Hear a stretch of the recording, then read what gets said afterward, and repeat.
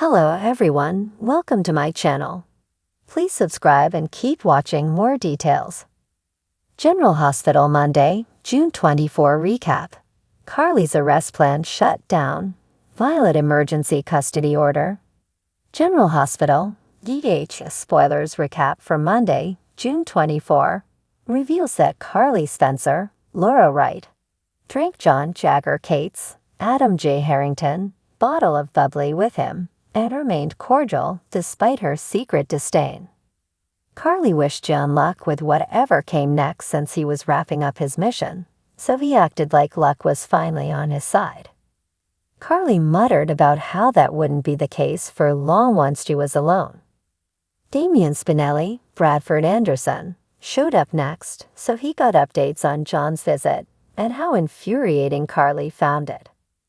Although Carly wanted to turn herself in and fix this mess for Jason Morgan, Steve Burton, Spinelli urged her to think of Donna Corinthos, Scarlet Spears. Furthermore, Carly couldn't undo what had already been done, so Spinelli warned that Jason's sacrifice would be for nothing if she got herself arrested.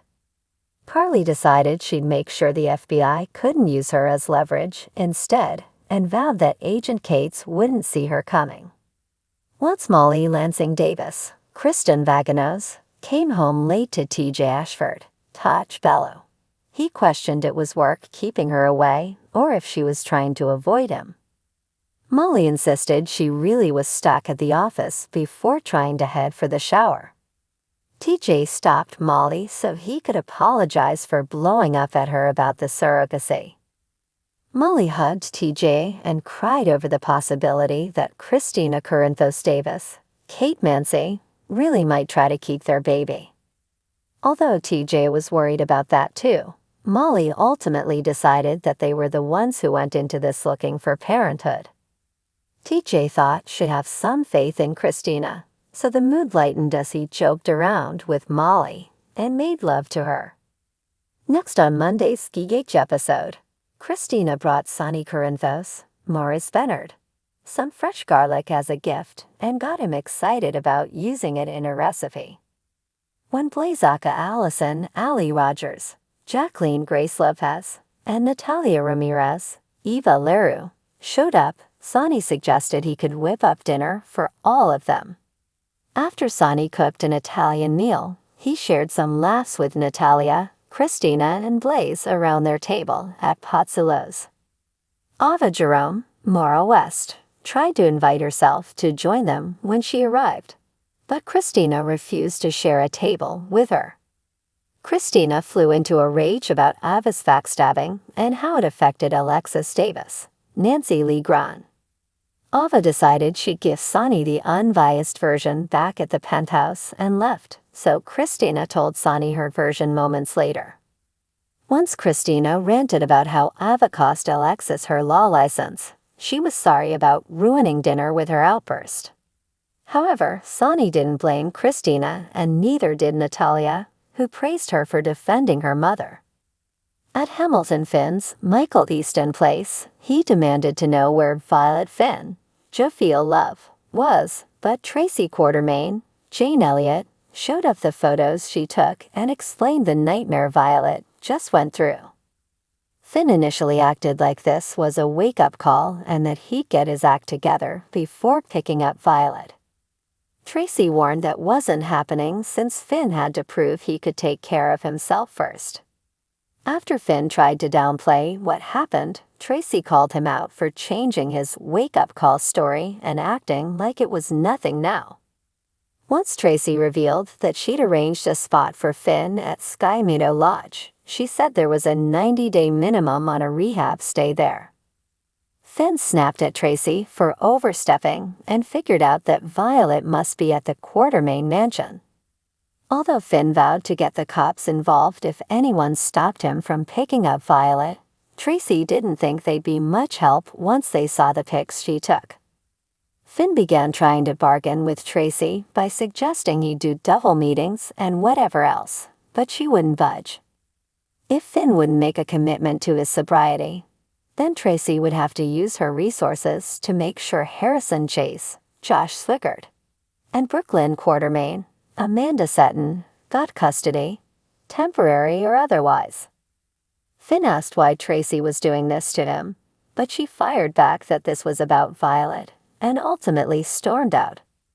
Once Finn was alone, he looked at a picture of himself with Violet and Gregory Chase, Gregory Harrison, as he cried.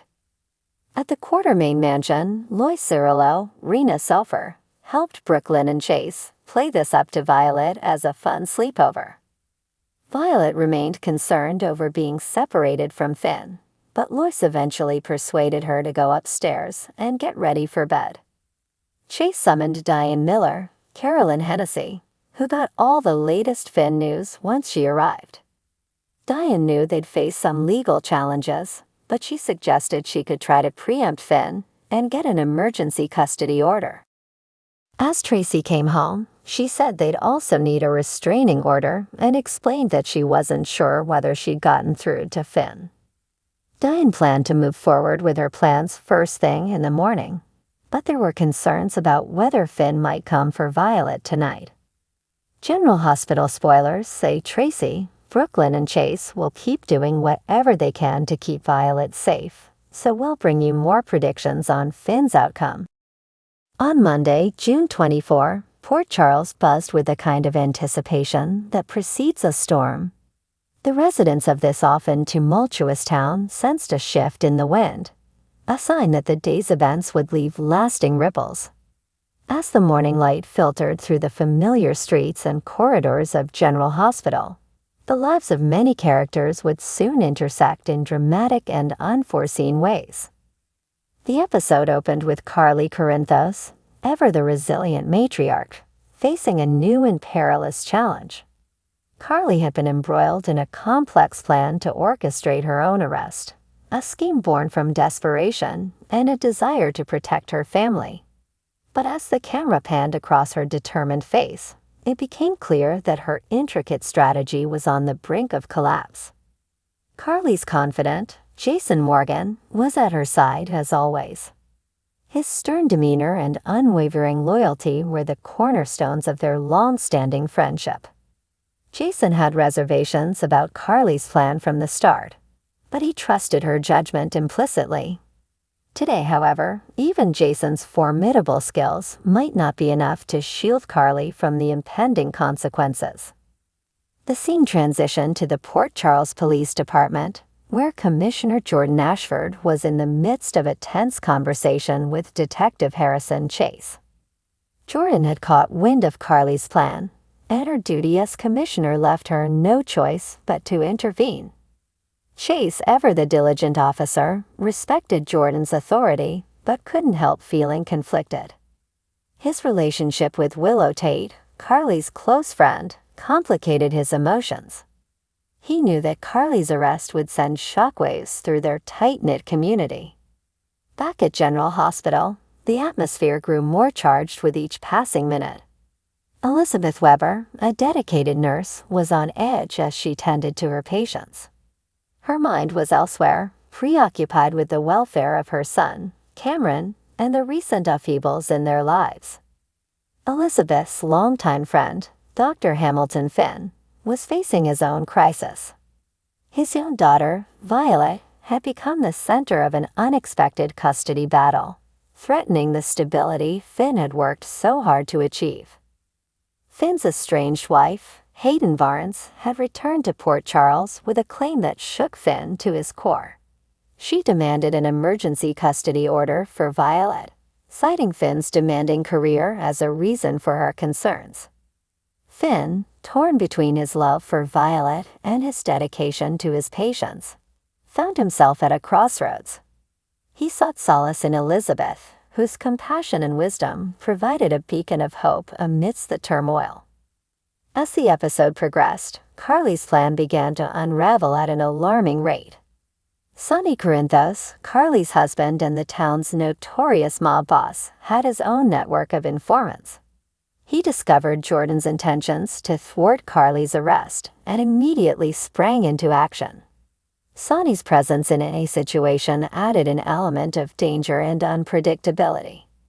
His deep connections within the criminal underworld gave him leverage, But this time, his concern for Carly's well-being outweighed any strategic maneuvering. In a dramatic confrontation at the Metro Court, Sonny confronted Jordan. Their exchange was intense, each word loaded with implications. Sonny implored Jordan to reconsider her course of action, emphasizing the potential fallout for their families and the broader community.